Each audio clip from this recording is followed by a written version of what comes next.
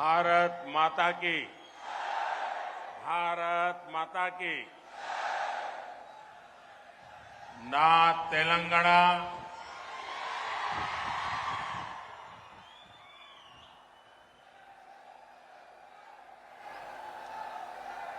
ना तेलंगाना कुटुंब సభ్యులందరికీ नमस्कारालु। आज देश में जो अभी मैंने टीवी पे देखा, 2024 के लोकसभा चुनाव का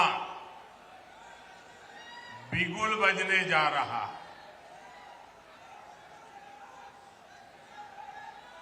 टीवी वाले बताते हैं कि अब से कुछ ही देर बाद दिल्ली में चुनाव की तारीखों का ऐलान हो जाएगा। लेकिन मेरे प्यारे भाइयों बहनों, तारीखों के औपचारिक ऐलान के पहले ही देश की जनता ने, देश ने नतीजों का ऐलान कर दिया है। देश ने घोषणा कर दी है, अब की बार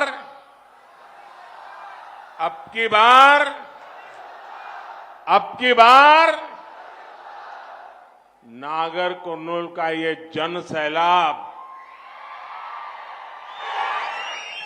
आपका ये स्नेह, ये बता रहा है कि तेलंगाना भी यही ऐलान कर रहा है, अब की बार। और साथियों, कल इसकी एक प्रचंड झलक मैंने मलकाजगिरी में भी देखी है। वहां जिस तरह लोग सड़कों पर उतरकर भाजपा का समर्थन कर रहे थे, हम सब भाजपा वालों को आशीर्वाद दे रहे थे और अबाल वृद्ध सब, बच्चे हो, बूढ़े हो, महिलाएं हो, मैं सच बताता हूं, कल शाम का वो नजारा अद्भुत था। और साथियों, अभी जो तेलंगाना के विधानसभा चुनाव हुए, और उस समय भी मैं यहां आया था और उस समय मैंने देखा था कि जनता के दिल में, जनता के दिमाग में बीआरएस के खिलाफ इतना भयंकर गुस्सा था, इतना गुस्सा था, और उसका नतीजा भी हमने देखा, बीआरएस का क्या हाल हुआ। और कल मैंने देखा और आज यहां भी देख रहा हूं, तेलंगाना के लोगों ने मोदी को फिर से वापस लेने का फैसला सुना दिया है। तेलंगाना भी कह रहा है, तीसरी बार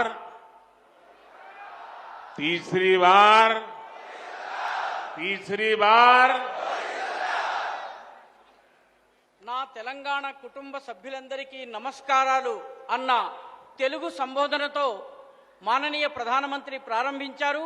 నేడు దేశంలో 2024 లోకసభ ఎన్నికల యొక్క రణశంఖం మోగబోతోందని టీవీ ఛానళ్లు ఇప్పుడే చెప్పాయి. ఇప్పుడు మరి కొంచెం సేపటి తరువాత ఎన్నికల తేదీలను కూడా ప్రకటించబోతున్నారని తెలియవచ్చింది. అయితే తేదీలను లాంఛనంగా ప్రకటించడానికి ముందే దేశ ప్రజలు ఫలితాలను ప్రకటించేశారు. ఆ ఫలితాలు ఏమిటంటే అబ్కి బార్ 400 పార్, ఈసారి 400 దాటబోతున్నామన్నటువంటి ప్రకటనను ప్రజలిచ్చేశారు. నాగర్ కర్నూల్లో ఇక్కడ వచ్చినటువంటి ఈ జన సునామీని చూసి మీ స్నేహము నాకు తెలియజేస్తోంది. తెలంగాణ కూడా ఇదే ప్రకటన చేయబోతోంది. అబ్కి బార్ 400 పార్. నా మిత్రులారా, దీనికి సంబంధించిన ఒక అద్భుత దృశ్యాన్ని నిన్న సాయంత్రం నేను మల్కాజ్గిరిలో చూశాను. అక్కడ ప్రజలు రోడ్ల మీదకు వచ్చారు, రహదారుల మీదకు వచ్చారు, కూడళ్ల మీదకు వచ్చారు. బీజేపీని ఆశీర్వదించేందుకు అద్భుతమైనటువంటి దృశ్యాన్ని చూపించారు. బాలలు, వృద్ధులు, పిల్లలు, తల్లులు అందరూ రోడ్ల మీదకు వచ్చారు. వాళ్ళందరూ కూడాను ఈ భారతీయ జనతా పార్టీ పట్ల తమ మద్దతును ప్రకటించారు. ఇది నేను కళ్ళారా చూశాను. ఇక ఇటీవలే తెలంగాణ విధానసభ ఎన్నికలు జరిగినాయి. అందులో ఈ ప్రజల యొక్క గుండెల్లో, హృదయాల్లో, మనస్సుల్లో టీఆర్ఎస్ పట్ల, బీఆర్ఎస్ పట్ల ఉన్నటువంటి కోపాన్ని నేను చూడగలిగాను. నేను కూడా చూశాను. నిన్న కూడాను అదే చూడగలిగాను. నేను ఇక్కడ కూడా అదే చూస్తున్నాను. తెలంగాణలో ఉన్నటువంటి ప్రజలు నిర్ణయించుకున్నారు, మోదీని మరొక్కసారి విజయం దిశగా తీసుకుని వెళ్ళాలని చెప్పి నిర్ణయం తీసుకున్నారు. తెలంగాణ కూడా చెబుతోంది తీసరీ బార్ మోదీ సర్కార్ అని చెబుతోంది. आप इतना बढ़िया ट्रांसलेशन करते हैं, अगर 10 दिन आप मेरे साथ रहे तो मुझे तेलुगु आ जाएगा.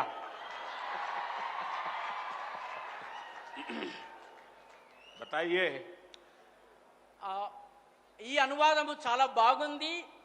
వారితో పాటు 10 రోజులు ఉండే సౌభాగ్యం నాకు లభిస్తే వారికి తెలుగు వస్తుంది, నా జీవితం ధన్యమవుతుంది.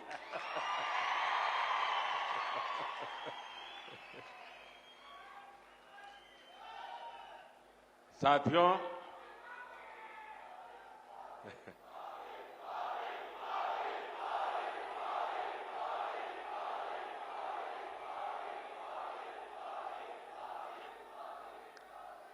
साथियों, तेलंगाना को हमारे देश में गेटवे ऑफ साउथ कहा जाता है. पिछले 10 वर्षों में तेलंगाना का विकास ये एनडीए की, मोदी की प्राथमिकता रहा है. लेकिन इन 10 वर्षों में हमने ये भी देखा कि कैसे तेलंगाना चक्की के 2 पार्टों में पीसता रहा है. एक पार्ट कांग्रेस का और दूसरा पार्ट बीआरएस का. कांग्रेस और बीआरएस ने मिलकर तेलंगाना के विकास के हर सपने को चकनाचूर कर दिया है. और अब तो मुश्किल ये है कि यहां कांग्रेस के पंजे का कब्जा हो गया है. पहले बीआरएस की महालूट और अब कांग्रेस की बुरी नजर. ये वैसे ही हालत है जैसे कि कुएं से निकले खाई में गिरे. कांग्रेस के लिए तो पूरा राज्य तबाह करने के लिए 5 साल भी बहुत है. जब यहां ज्यादा संख्या में बीजेपी सांसद चुन करके आएंगे तो कांग्रेस को भी अपनी मनमानी करने में बहुत मुश्किल होगा। और इसलिए इस बार तेलंगाना में सभी लोकसभा की सीट भाजपा का कमल खिलना चाहिए। और आपको एक बात और भी याद रखनी है, तेलंगाना के लोगों की बात सीधी मुझ तक दिल्ली में पहुंचे, इसके लिए मुझे यहां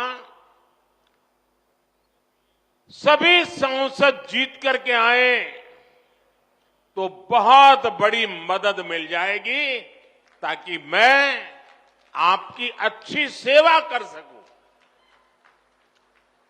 जब यहां बीजेपी के सांसद होंगे तो आपकी तकलीफ, आपकी आशा आकांक्षा ज्यादा तेजी से मुझ तक पहुंच पाएगी। और मैं आपको विश्वास दिलाता हूं कि आपकी हर अपेक्षा पूरी करने के लिए मैं दिन रात एक कर दूंगा।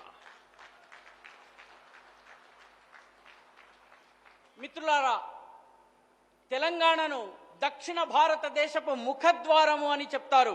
గత 10 సంవత్సరాలలో తెలంగాణ అభివృద్ధికే ఎన్డీఏ ప్రభుత్వము పెద్దపీట వేసింది, ప్రాథమికతను ఇచ్చింది. కానీ గత 10 ఏళ్లలో మనం చూశాము, తెలంగాణ విసురురాయి యొక్క 2 రాళ్ల మధ్య ఇరుక్కుపోయి ఇబ్బంది పడింది. ఒక రాయి విసురురాయి యొక్క ఒక రాయి కాంగ్రెస్ పార్టీ, రెండవ రాయి బీఆర్ఎస్.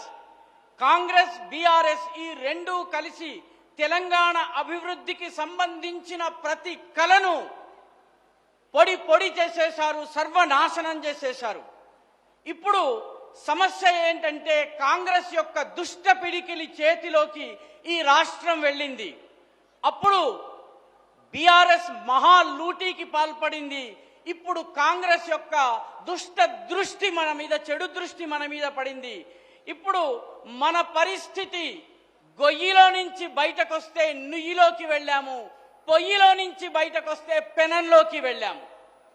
కాంగ్రెస్ ఈ రాష్ట్రాన్ని మొత్తము సర్వనాశనం చేయడానికి 5 సంవత్సరాలు కూడా పట్టదు. కాబట్టి ఇక్కడ అత్యధిక సంఖ్యలో భారతీయ జనతా పార్టీకి చెందిన ఎంపీలను గెలిపించాలి. అప్పుడు కాంగ్రెస్ పార్టీ యొక్క ఇష్టారాజ్యం చేయడానికి వీలుండదు. అన్ని చోట్ల కూడా కమలము గనక వికసించినట్లయితే మనము కాంగ్రెస్ పార్టీ యొక్క ఆట సాగకుండా ఉంటుంది. మరొక్క విషయాన్ని మనము గుర్తుంచుకోవాలి.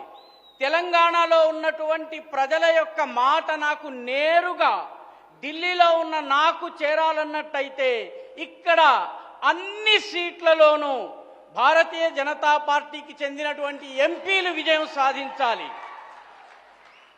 భారతీయ జనతా పార్టీ యొక్క ఎంపీలు గనక ఉన్నట్లయితే మీ కష్టాలు, కన్నీళ్లు, మీ ఆశలు, మీ ఆకాంక్షలు వీలైనంత వేగంగా నా దగ్గరికి వస్తాయి. నేను మీ కోసము పగలు రాత్రి ఒకటి చేసి పని చేస్తానని చెప్పి ఈ సందర్భంగా వాగ్దానం చేస్తున్నాను. साथियों, जिस कांग्रेस ने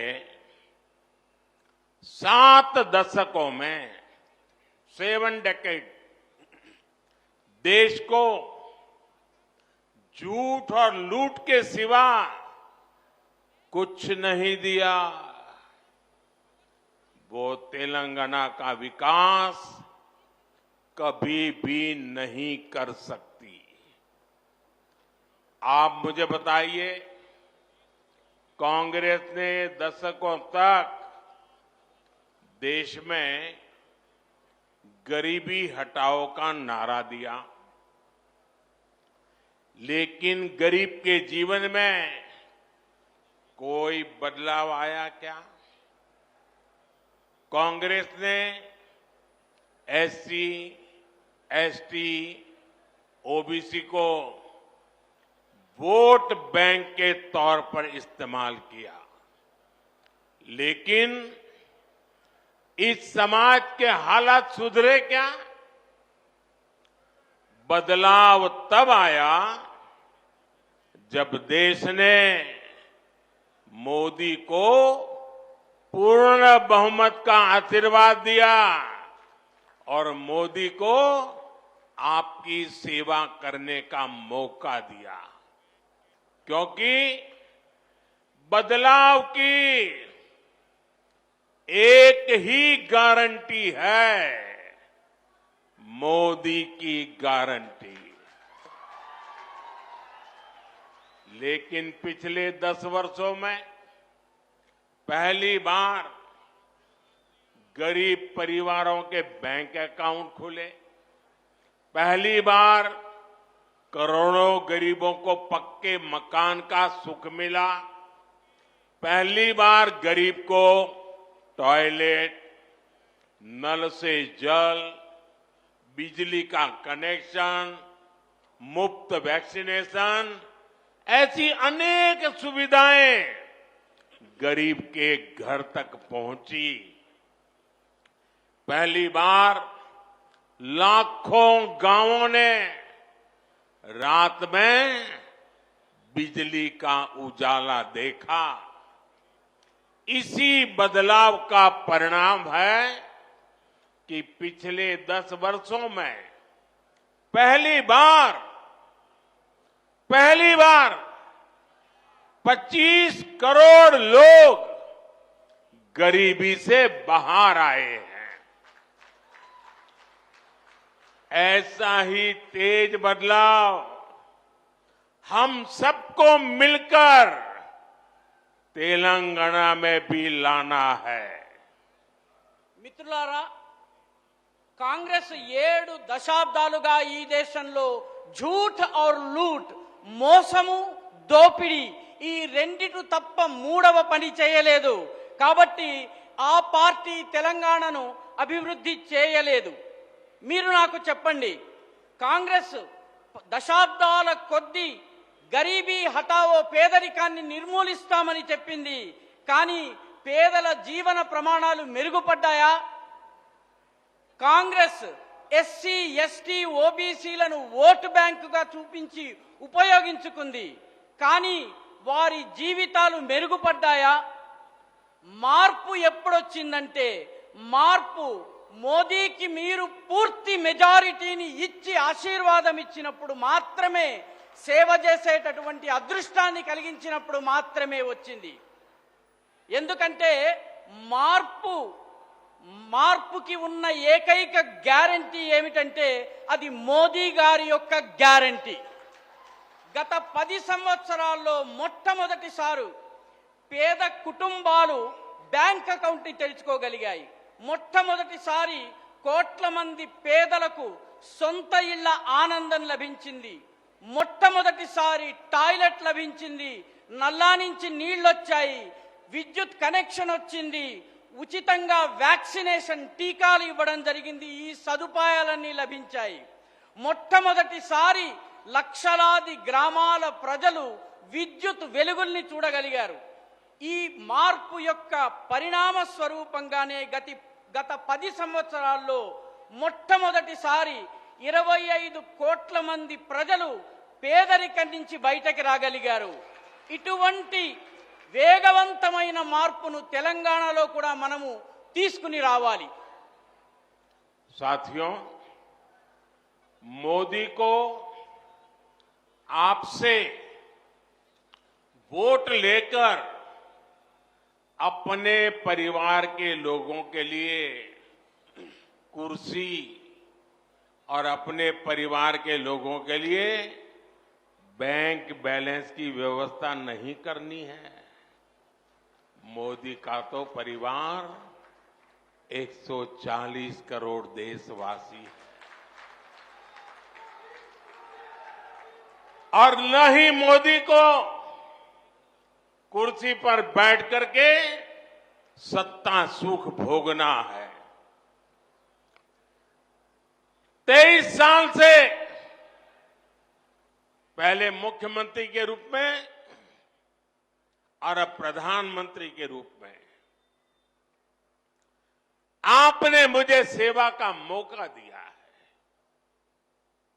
मैंने एक दिन भी मेरे लिए कभी उपयोग नहीं किया है।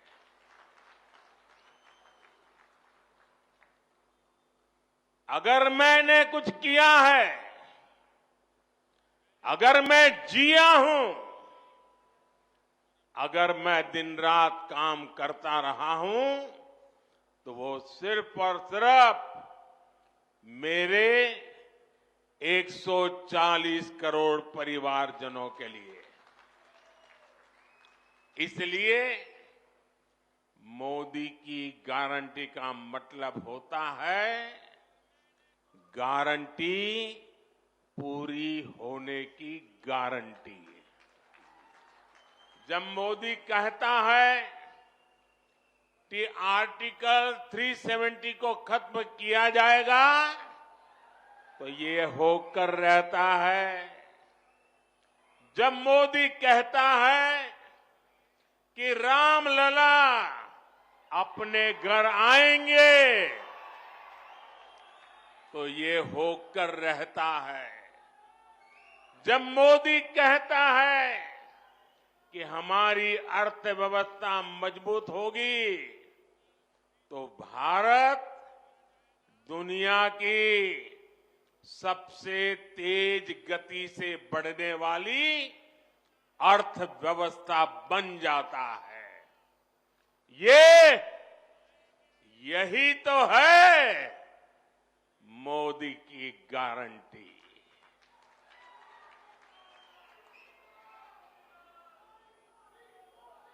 మోదీ మీ దగ్గర నుంచి ఓటు తీసుకున్న తరువాత అది తన కుర్చీ కోసమో తన కుటుంబ సభ్యుల కోసమో బ్యాంక్ బ్యాలెన్స్ కోసమో ఉపయోగించేందుకు కాదు, అది తన యొక్క దేశ వాసుల కోసం. ఎందుకంటే ఆయన కుటుంబము 140 కోట్ల మంది భారతీయులు. ఆయన కుర్చీని, గద్దెను అధికార సుఖం కోసమో ఆయన ఉపయోగించుకోలేదు. గత 23 సంవత్సరాలుగా ఆయన ముందు ముఖ్యమంత్రిగా, తరువాత ప్రధానమంత్రిగా మీ సేవలోనే గడిపారు. ఒక్కరోజు కూడా తన కోసం ఉపయోగించుకోలేదు. బ్రతికినటువంటి ప్రతిరోజు రాత్రి పగలు 140 కోట్ల మంది భారతవాసుల తన కుటుంబం కోసమే ఆయన పనిచేశారు.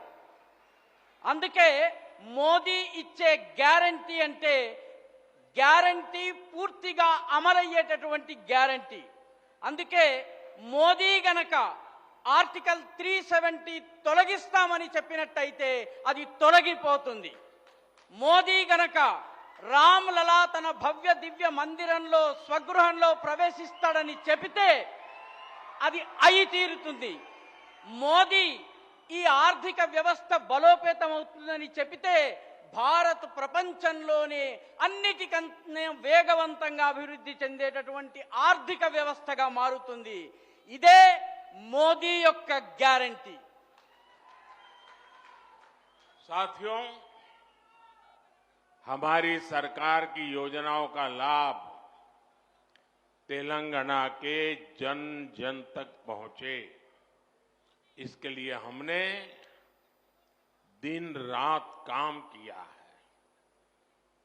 हमने तेलंगाना के गरीबों के लिए 1 करोड़ बैंक अकाउंट खोले हैं। ये मैं पूरे देश की बात नहीं बता रहा हूं, ये मैं हमारे तेलंगाना की बात बता रहा हूं। तेलंगाना के 1,50,00,000 से ज्यादा लोगों का बीमा किया गया है, और वो भी सिर्फ 20 रुपये सालाना के प्रीमियम पर, यानी एक चाय की कीमत से भी कम। तेलंगाना के 67 लाख से ज्यादा छोटे उद्यमियों को मुद्रा लोन का लाभ मिला है। तेलंगाना के 80 लाख से ज्यादा लोगों को आयुष्मान भारत योजना के तहत हेल्थ इंश्योरेंस का लाभ मिला है। यहां के परिश्रमी मादिगा समुदाय को सशक्त बनाने के प्रयास भी हमने शुरू किए।